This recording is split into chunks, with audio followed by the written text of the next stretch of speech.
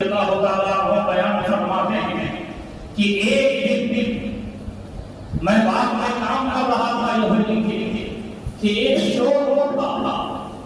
آوازیں بند ہوئی، وہ آ گئے،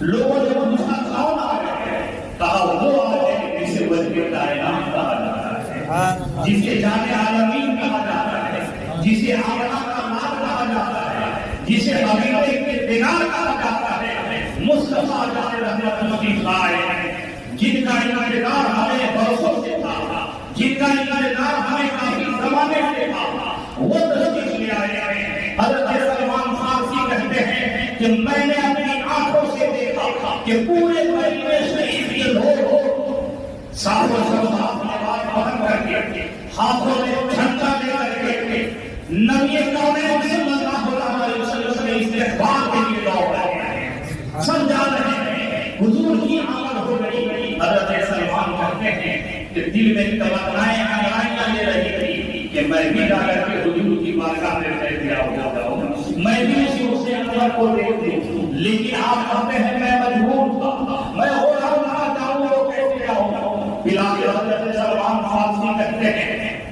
کہ ایک موقع نکال کر کے میں وہاں سے نکلا اور نکلنے کے بعد جب گیا تو دیکھتا کیا ہوں، صحابہ کرام کے جھرمٹ میں سرکار کا تشریف فرما ہے۔ ایسا لگ رہا تھا جیسے آسمان پر ستاروں کے درمیان چاند چمک رہا ہو، ویسے ہی صحابہ کے ماتھے حضور چمک رہے ہیں، سرکار کا روح انور چمک رہا ہے۔ حضرت سلمان فارسی کہتے ہیں جیسے ہی میں قریب گیا اور قریب سے جانے کے بعد جب حضور کے روح انور کو دیکھا تو دیکھتے ہی میرے دل نے یہ فیصلہ کر لیا کہ یہ چہرہ کسی جھوٹے کا چہرہ نہیں ہو سکتا، یہ چہرہ کسی جھوٹے کا چہرہ نہیں ہو سکتا۔ حضرت سلمان کہتے ہیں کیونکہ حضرت سلمان فارسی پڑھے لکھے تھے،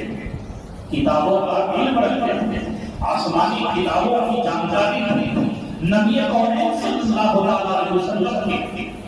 کھلیے مبارکات، سرکار کے اوصاف، حضور کی عادت کریمہ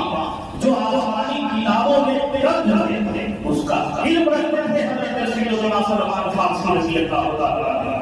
اندھی عقیدت نہیں تھی آپ نے جانچا اپنے علم کی روشنی سے، آپ نے پڑھا اپنی جانکاری کی روشنی سے، اپنی نالج کے اعتبار سے، آپ نے حضور صلی اللہ علیہ وسلم کے حوالے سے ریسرچ کرنا شروع کیا، تحقیق کرنا شروع کیا۔ دو باتیں